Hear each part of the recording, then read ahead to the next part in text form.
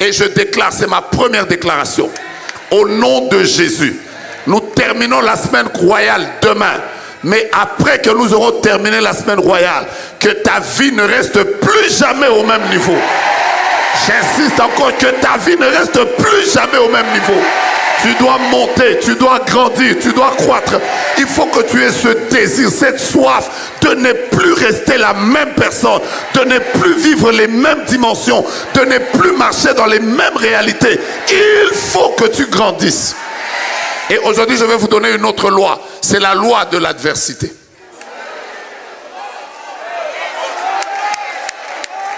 Je peux y aller?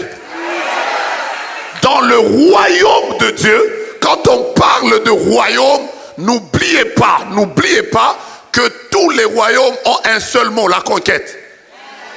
Aucun royaume ne vit simplement pour soi-même. Tous les royaumes veulent s'agrandir.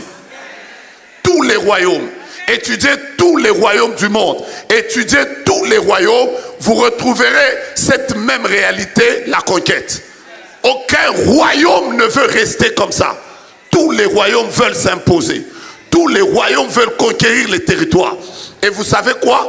Notre royaume, c'est le royaume de Christ. Mais Dieu nous a envoyés sur la terre en mission. La terre devient carrément notre colonie. Et l'endroit où Christ voudrait que nous puissions manifester sa vie, ce n'est pas au ciel.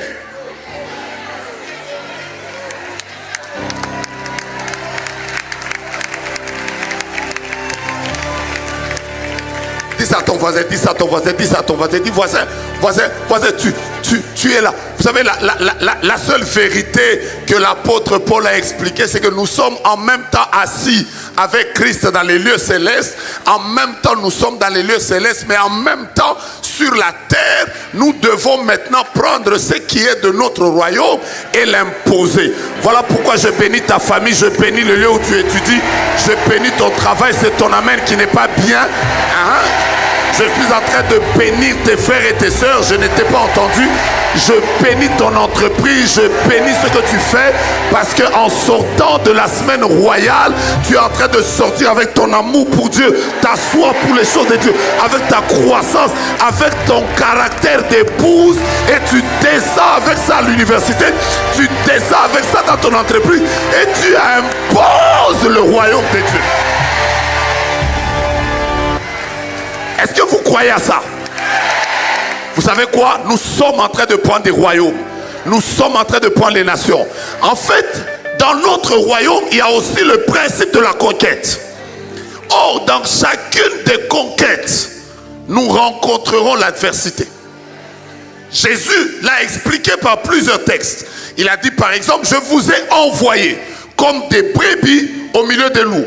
Ça veut dire, là où nous sommes en train de partir, le meilleur adversaire de la brebis, c'est le loup. Mais Christ a dit, je vous ai envoyé là. Il nous appelle lumière, mais il nous emmène dans le royaume des ténèbres pour que nous puissions imposer la lumière. C'est là que nous devons vivre notre vraie vie. C'est au milieu de toutes ces personnes qui ne croient pas en Christ que nous devons montrer que Jésus a une race, Jésus a un peuple, Jésus a une famille, Jésus a des personnes qui peuvent marcher dans la sanctification au milieu des pécheurs, qui peuvent vivre consacrés au milieu des personnes qui vivent dans la légèreté et la superficie. Oh, français! La superficialité au milieu de toutes ces personnes-là, il faut qu'on montre que nous sommes capables. Mais là, nous rencontrerons l'adversité. Et la loi de l'adversité existe. Bien-aimés dans le Seigneur, je vous parle comme un prophète. Après une semaine glorieuse comme ça, vous savez quoi? Vous savez quoi? Vous entendrez sur les réseaux sociaux, les gens vont dire, il y a eu, même si ça passe sur des journaux, les émissions françaises, espagnoles et tout ça, c'est l'endoctrinement, normalement, vu que, attendu que, sous prétexte que, mes frères, vous ne pouvez pas être une lumière et ne pas vivre l'opposition. Je sens que ça ne marche pas encore. Je sens que ça ne va pas encore. Je vais te coller tout à l'heure. Je ne te sens pas prêt. Tu ne peux pas être quelqu'un qui est du royaume et sur la terre. Il y a des gens qui feront des réunions. Malheureusement, il y aura même des chrétiens, parfois même des pasteurs. Ça, c'est grave. Parfois, même, ils vont faire des réunions. Après, ils vont dire, ah, normalement, lui, nous sentons qu'il est occultiste. D'ailleurs, c'est la franc-maçonnerie, vu que, attendu que, sous prétexte que, mes frères, après un grand programme comme ça, où le royaume des ténèbres a bougé, où nous sommes en train de faire un travail spirituel profond d'épouse, vous pensez que vous allez rentrer sur la terre et tout sera gai. Il y aura l'adversité. Mais tu n'as pas encore dit amen, je suis en train de t'expliquer ça. Mais pousse ton voisin, dis-lui, il y aura l'adversité. Il y aura l'adversité. Ça me rappelle un jour, j'étais en prière quelque part.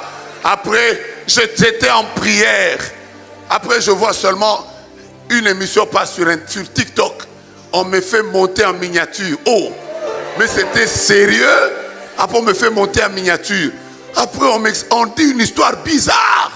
Ce jour-là, le seul réflexe que j'avais, c'était d'appeler mon épouse. Parce que vous savez, à part ma relation avec Jésus, la plus belle relation que je ne voudrais pas perdre dans la vie, c'est la relation avec mon épouse. Donc du coup, je l'appelle, je dis, suis d'abord ça. J'apprends qu'on parle de moi. Ils disent quoi? Après elle-même, elle m'appelle, elle dit, oh non, mais il paraît que il y a un frère qui était ton fils. Après, il est dans une histoire de viol. Après, on a dit que c'est toi qui forme. J'ai dit, Mais ce qui était beau dans l'histoire, c'est que j'ai dit à un frère, toi entre d'abord, je vais d'abord écouter, c'est quoi? Je vois ce qui m'avait touché, je vois un pasteur, ou j'entends un pasteur, je ne l'ai jamais vu. Il monte là, il dit, prophète Djoga s'exagère. D'ailleurs, cette année ne finira pas, il faut qu'il meure. Vous savez quoi? Ce jour-là, j'ai compris que nous sommes sur la terre, nous sommes en train de marcher. Vivre Christ, ça ne se fera pas comme sur un plateau. Parfois, ce sera au milieu des persécutions, au milieu de l'opposition, au milieu des choses bizarres. Vous pensez que vous allez monter dans cette génération et tout le monde sera en train de vous acclamer? Jamais. Manifester Christ, c'est aussi au milieu des persécutions, c'est aussi au milieu des combats, c'est aussi au milieu des choses bizarres. Oh, touche quelqu'un, dis-lui, ça t'arrivera.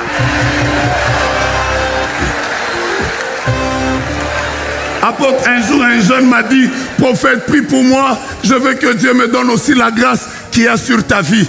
Je lui ai dit, mets-toi à genoux. Je lui ai imposé la main.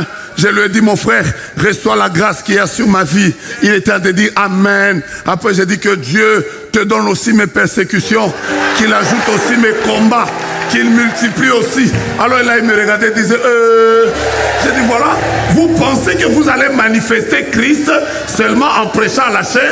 Christ n'est pas à la chair. Christ est dans nos quartiers. Christ est à l'université. Christ est dans les réseaux sociaux. Christ, c'est dans nos familles. C'est là où les choses devront difficiles. Mais j'ai envie de vous donner cette bonne nouvelle. L'adversité existera.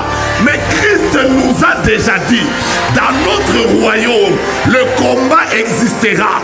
Pour le combat, nous avons déjà dit oui. Mais pour la défaite,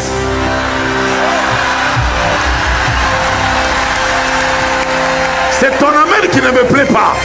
Dis à tes voisins, les combats, oui. Les combats, on touchera à tout le monde. On touchera à notre santé. Parfois, tu te réveilles comme ça. Le diable veut te faire comprendre que, vous savez quoi, nous sommes dans une bataille de royaume. Écoutez-moi, le combat, le diable, sortez dans les combats là de, oh, le diable combat mon mariage. Écoutez, c'est des petits combats. Le diable combat ma santé. Le diable ne combat pas. C'est pas quelqu'un qui perd son temps. Le diable combat ceux qui font avancer le royaume. C'est pas un combat de mariage dans lequel nous sommes. Nous sommes dans un combat de royaume. Parce qu'il y a des gens qui veulent réduire le combat spirituel là. Oh, on a bloqué ma maternité, frère.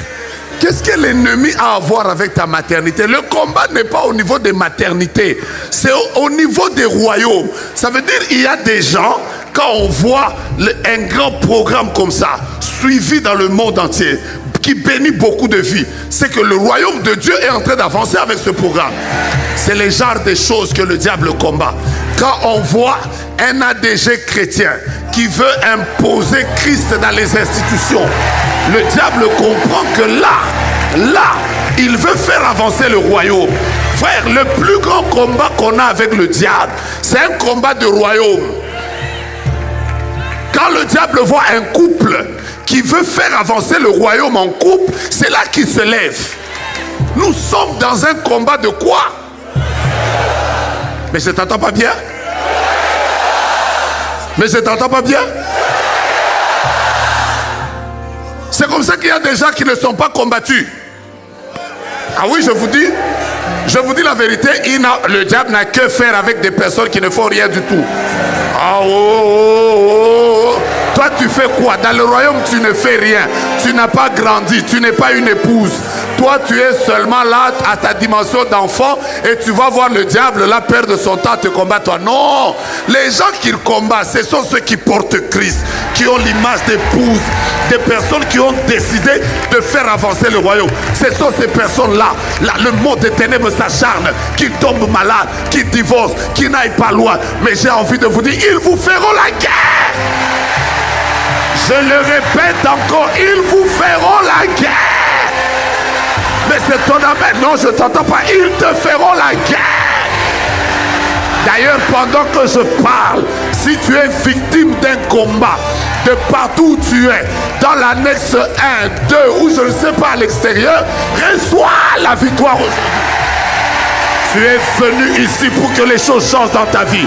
Toutes les batailles qui étaient contre toi, je proclame en tant que prophète qu'aujourd'hui, le Seigneur change les batailles de ta vie.